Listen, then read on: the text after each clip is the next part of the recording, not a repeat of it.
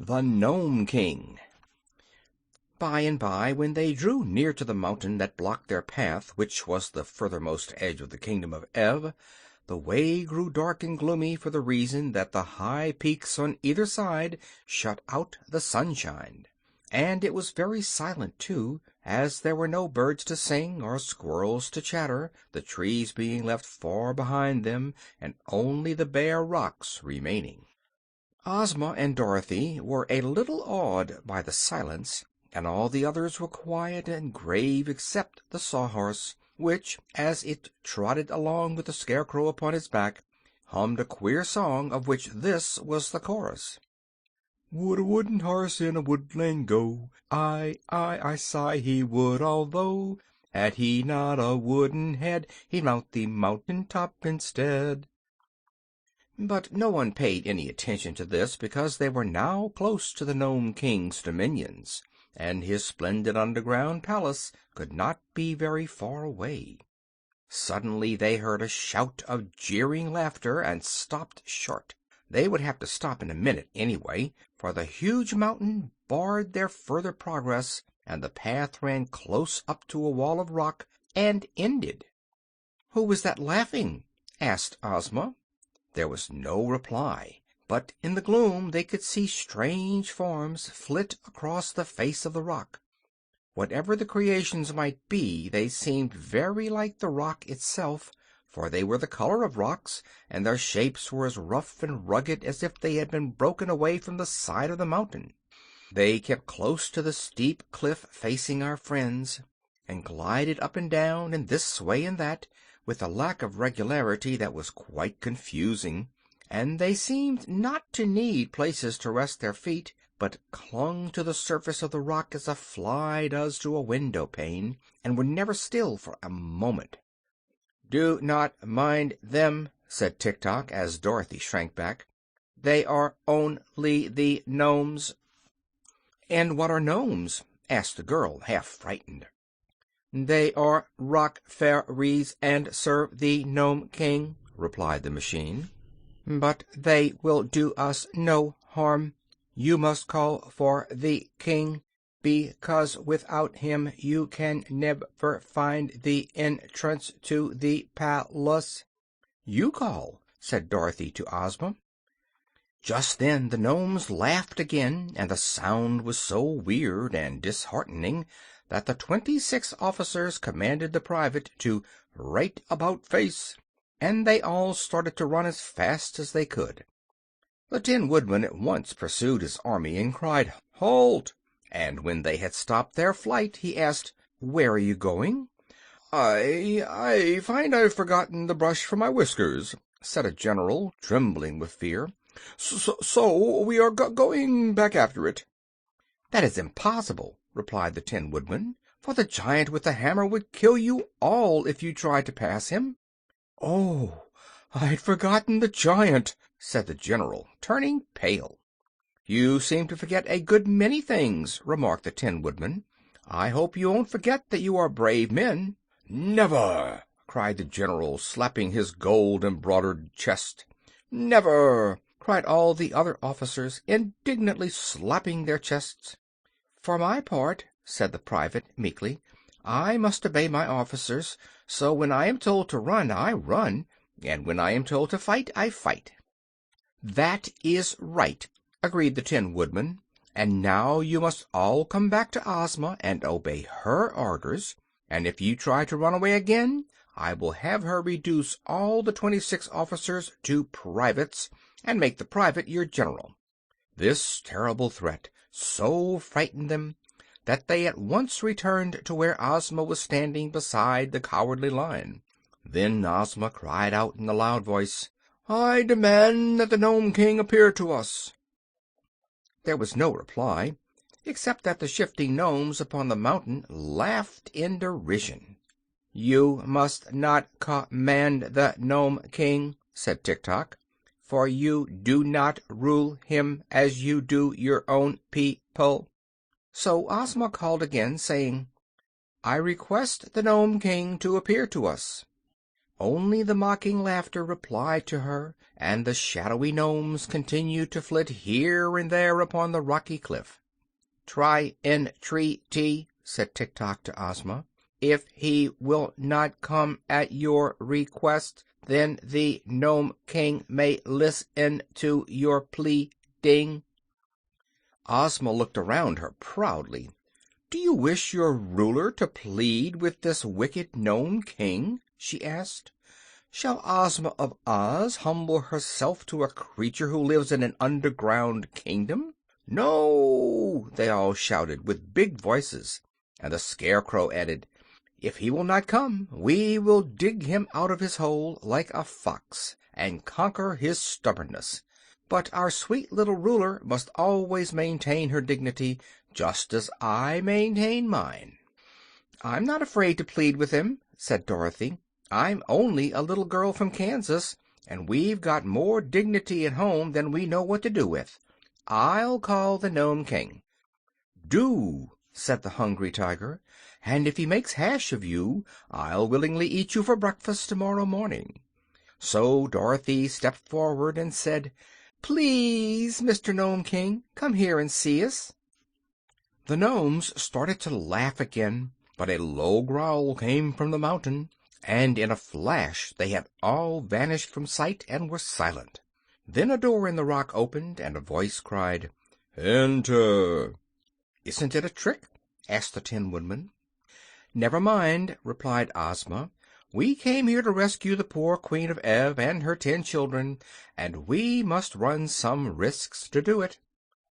"The Nome King is honest and good-natured," said Tik-Tok. "You can trust him to do what is right."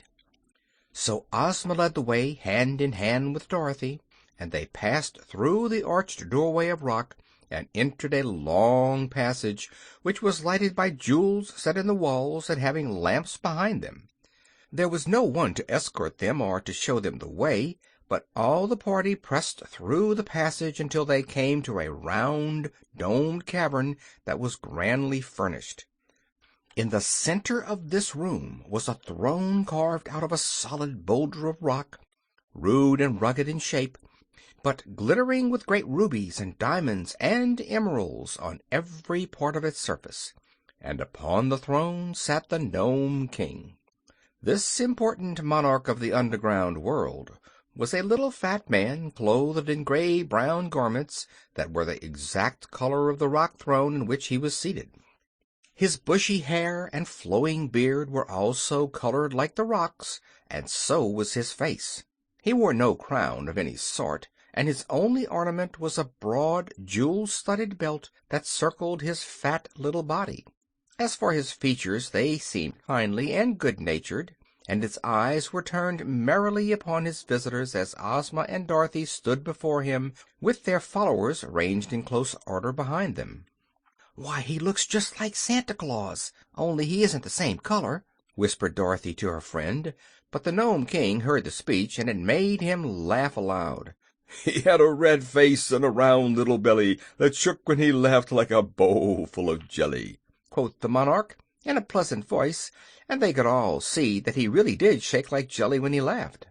Both Ozma and Dorothy were much relieved to find the Nome King so jolly, and a minute later he waved his right hand, and the girls each found a cushioned stool at her side. "Sit down, my dears," said the King, "and tell me why you have come all this way to see me, and what can I do to make you happy?" When they seated themselves, the Nome King picked up a pipe, and taking a glowing red coal out of his pocket, he placed it in the bowl of the pipe and began puffing out clouds of smoke that curled in rings above his head. Dorothy thought this made the little monarch look more like Santa Claus than ever. But Ozma now began speaking, and everyone listened intently to her words. "Your Majesty," said she, "I am the ruler of the Land of Oz, and I have come here to ask you to release the good Queen of Ev and her 10 children, whom you have enchanted and hold as your prisoners." "Oh, no, you are mistaken about that," replied the King. "They are not my prisoners, but my slaves, whom I purchased from the King of Ev." "But that was wrong," said Ozma. "According to the laws of Ev, the king can do no wrong," answered the monarch, eyeing a ring of smoke he had just blown from his mouth, "so that he had a perfect right to sell his family to me in exchange for a long life." "You cheated him, though," declared Dorothy, "for the King of Ev did not have a long life. He jumped into the sea and was drowned." "That was not my fault," said the Nome King, crossing his legs and smiling contentedly. "I gave him the long life, all right, but he destroyed it." "Then how could it be a long life?" asked Dorothy. "Easily enough," was the reply. "Now suppose, my dear, that I gave you a pretty doll in exchange for a lock of your hair, and that after you had received the doll you smashed it into pieces and destroyed it. Could you say that I had not given you a pretty doll?" "No," answered Dorothy. "And could you, in fairness, ask me to return to you the lock of hair, just because you had smashed the doll?" "No," said Dorothy again. "Of course not," the Nome King returned. "Nor will I give up the Queen and her children because the King of Ev destroyed his long life by jumping into the sea.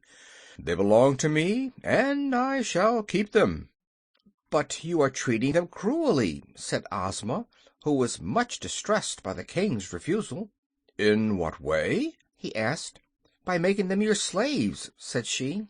"Cruelty," remarked the monarch, puffing out wreaths of smoke and watching them float into the air, "is a thing I can't abide. So, as slaves must work hard, and the Queen of Ev and her children were delicate and tender, I transformed them all into articles of ornament and bric-a-brac, and scattered them around the various rooms of my palace. Instead of being obliged to labor, they merely decorate my apartments, and I really think I have treated them with great kindness." "But what a dreadful fate is theirs!" exclaimed Ozma earnestly. "And the kingdom of Ev is in great need of its royal family to govern it. If you will liberate them and restore them to their proper forms, I will give you 10 ornaments to replace each one you lose." The Nome King looked grave. "Suppose I refuse?" he asked. "Then," said Ozma firmly, "I am here with my friends and my army to conquer your kingdom and oblige you to obey my wishes." The Nome King laughed until he choked, and he choked until he coughed, and he coughed until his face turned from grayish brown to bright red. And then he wiped his eyes with a rock-colored handkerchief and grew grave again. "You are as brave as you are pretty, my dear," he said to Ozma, "but you have little idea of the extent of the task you have undertaken. Come with me for a moment." He rose and took Ozma's hand, leading her to a little door at one side of the room. This he opened, and they stepped out upon a balcony, from whence they obtained a wonderful view of the underground world. A vast cave extended for miles and miles under the mountain, and in every direction were furnaces and forges glowing brightly, and gnomes hammering upon precious metals or polishing gleaming jewels. All around the walls of the cave were thousands of doors of silver and gold built into the solid rock, and these extended in rows far away into the distance, as far as Ozma's eyes could follow them. While the little maid from Oz gazed wonderingly upon this scene, the Nome King uttered a shrill whistle, and all at once the silver and gold doors flew open, and solid ranks of gnome soldiers marched out from every one. So great were their numbers that they quickly filled the immense underground cavern and forced the busy workmen to abandon their tasks. Although this tremendous army consisted of rock-colored gnomes, all squat and fat, they were clothed in glittering armor of polished steel, inlaid with beautiful gems. Upon his brow each wore a brilliant electric light, and they bore sharp spears and swords and battle-axes of solid bronze. It was evident they were perfectly trained, for they stood in straight rows, rank after rank, with their weapons held erect and true, as if awaiting but the word of command to level them upon their foes. "This," said the Nome King, "is but a small part of my army. No ruler upon earth has ever dared to fight me, and no ruler ever will, for I am too powerful to oppose." He whistled again, and at once the martial array filed through the silver and gold doorways and disappeared, after which the workmen again resumed their labors at the furnaces. Then, sad and discouraged, Ozma of Oz turned to her friends, and the Nome King calmly reseated himself on his rock throne. "It would be foolish for us to fight," the girl said to the Tin Woodman, "for our brave 27 would be quickly destroyed. I'm sure I do not know how to act in this emergency." "Ask the king where his kitchen is," suggested the Tiger. "I'm hungry as a bear." "I might pounce upon the king and tear him to pieces," remarked the Cowardly Lion. "Try it," said the monarch, lighting his pipe with another hot coal which he took from his pocket. The Lion crouched low and tried to spring upon the Nome King, but he hopped only a little way into the air and came down again in the same place, not being able to approach the throne by even an inch. "It seems to me," said the Scarecrow thoughtfully, "that our best plan is to wheedle his Majesty into giving up his slaves, since he is too great a magician to oppose." "That is the most sensible thing any of you have suggested," declared the Nome King. "It is folly to threaten me, but I am so kind-hearted that I cannot stand coaxing or wheedling. If you really wish to accomplish anything by your journey, my dear Ozma, you must coax me." "Very well," said Ozma more cheerfully. "Let us be friends and talk this over in a friendly manner." "To be sure," agreed the king, his eyes twinkling merrily. "I am very anxious," she continued, "to liberate the Queen of Ev and her children, who are now ornaments and bric-a-brac in your Majesty's palace, and to restore them to their people. Tell me, sir, how may this be accomplished?" The king remained thoughtful for a moment, after which he asked, "Are you willing to take a few chances and risks yourself in order to set free the people of Ev?" "Yes, indeed," answered Ozma eagerly. "Then," said the Nome King, "I will make you this offer.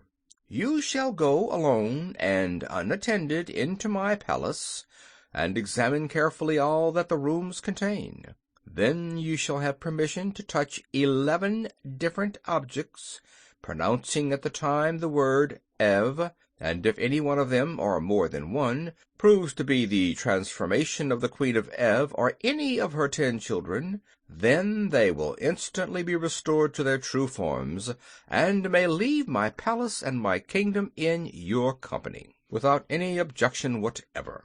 It is possible for you in this way to free the entire 11, but if you do not guess all the objects correctly, and some of the slaves remain transformed, then each one of your friends and followers may, in turn, enter the palace and have the same privileges I grant you." "Oh, thank you for this kind offer," said Ozma eagerly. "I make but one condition," added the Nome King, his eyes twinkling. "What is it?" she inquired.